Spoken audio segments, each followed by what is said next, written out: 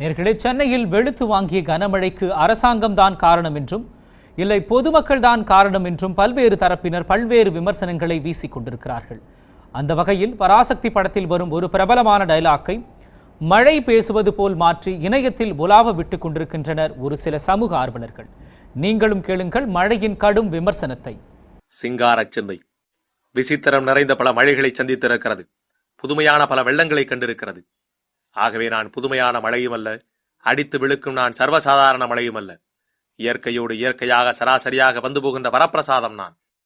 சென்னையிலே கனமழை பொழிந்தேன், வெள்ளத்தை விளைவித்தேன், குற்றம் சாட்டப்பட்டிருக்கிறேன். இப்படியெல்லாம் நீங்கள் எதிர்பார்ப்பீர்கள் நான் இதையெல்லாம் மறுக்கப் போகிறேன் என்று. இல்லை, நிச்சயமாக இல்லை. கனமழை பொழிந்தேன் உங்களை வெள்ளத்தில் மிதக்கவிட வேண்டும் என்பதற்காக அல்ல.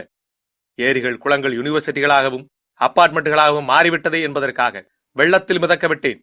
நீங்களெல்லாம் படகில் ஒய்யாரமாக பயணம் செய்து செல்ஃபி எடுக்க வேண்டும் என்பதற்காக அல்ல. நான் செல்ல வேண்டிய இடங்களை எல்லாம் நயவஞ்சகர்கள் ஆக்கிரமித்து விட்டார்கள் என்பதற்காக. உனக்கேன் இவ்வளவு அக்கறை? இயற்கையில் யாருக்குமே இல்லாத அக்கறை என்று கேட்பீர்கள். நானே பாதிக்கப்பட்டேன். சுயநலம் என்பீர்கள். என் சுயநலத்தில் பொதுநலமும் கலந்திருக்கிறது. உங்களிடம் இவ்வளவு திட்டு வாங்கிக் கொண்டும் மீண்டும் மீண்டும் பொழிந்து கொண்டிருக்கின்றனே என்னை போல. என்னை குற்றவாளி என்கிறீர்களே. இந்த குற்றவாளியின் வாழ்க்கை பாதையில் சற்று தூரம் பின்னோக்கி நடந்து பார்த்தால் நான் ஓடி வந்த சென்னையின் ஏரி குளங்கள் எவ்வளவு என்று கணக்கு பார்க்க முடியும்.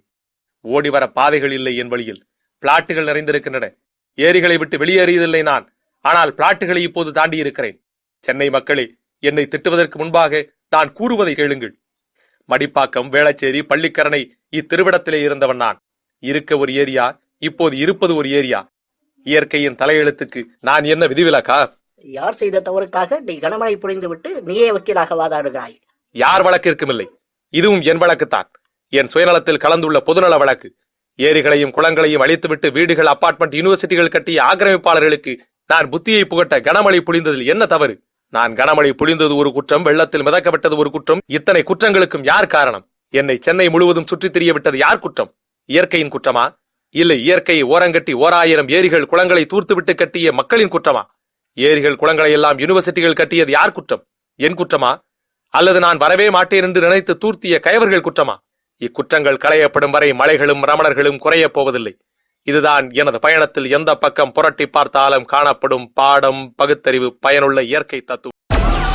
Download Moj.